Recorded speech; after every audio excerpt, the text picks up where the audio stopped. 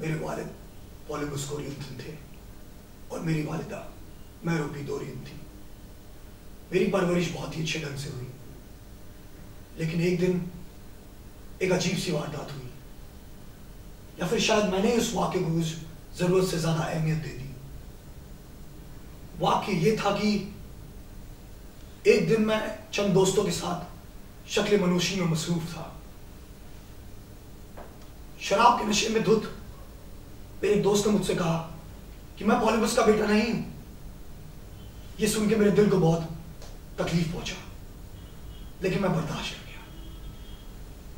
अगले रोज मैं अपने वालिदैन के पास गया और उनसे हकीकत दरख्वास्त की। ये सुन के वो बहुत बरम हुए और उन्होंने कहा कि किसकी मजाल जो ऐसी बेबुनियाद किस्से कहता फिरे। ये सुन के मेरे दिल को कतरे सुकून नसीब हुआ, लेकिन फिर भी दिल में एक खलीज सी थी और ये बात जंगल में आग की तरह फैल गई। एक दिन मैं अपने वालिदैन को बताए बगैर कायथो गया और वहां से बहुत ही नाउम्मीद होकर वापस आया। जिन सवालों के जवाब के लिए मैं वहां गया था, वहां जाकर मुझे बहुत ही खौफनाक और तकलीफ दे किस्सा सुनने को मिला कि कैसे मैं अपनी वालिदा से शादी करूंगा और अपने वालिद के खून से अपना हाथ रंग लूंगा। यह किस्सा सुन के मैंने फैसला कर लिया कि मैं यह वारदात कभी होने नहीं दूंगा और मैं कोरियन से फरार हो गया।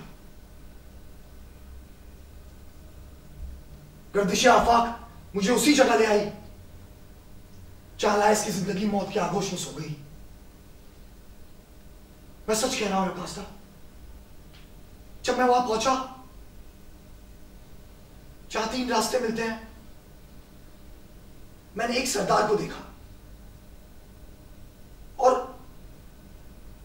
उसके पीछे एक घोड़ा गाड़ी था जिसमें उसी शक्ल शबात का इंसान था जिसकी जिक्र तुमने मुझसे किया था। रहनुमा ने मुझे बहुत ही बदतमीजी से रास्ता छोड़ने को कहा और उसके मालिक ने भी बहुत ही तौहीनमेज़ अल्फाज इस्तेमाल किए। घोड़े वाहन ने मुझे एक तरफ ढकला और गुस्से में आकर मैंने उसे मार गिराया। उसका बुरा मालिक मुझे पौनी नजरों से देख रहा था और जैसे ही मैं उसके पास से गुजरा, उसने घोड़े वाहन से हथियार निकाल के मुझे मारने की कोशिश की और उसके पहले मैंने डंडे का एक भरपूर हाथ मार गिराया उसे। वो बेजान होकर जमीन पर गिर गया और गुस्से की शिद्दत में मैंने उसके सभी साथियों को मार गिराया, एक के बाद एक मार गिराया।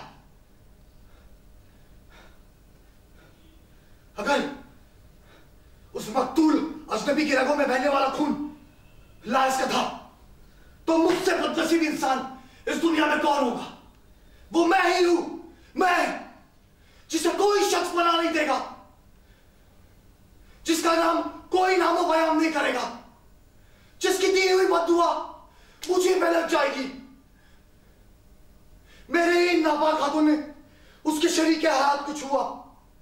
मेरे ये हाथ गुनहगार है, मैं गुनहगार हूं, मेरा पूरा वजूद गुनहगार है। मैं अपने घर से दूर, अपने वालिदैन से दूर, अपने मुल्क सभी से दूर ये सोच कर आया कि अपने मुझे जिंदगी अता करने वाले को मैं अपनी वालिदाना बना सकूं, अपने वालिद के खून से अपना हाथ न रखूं।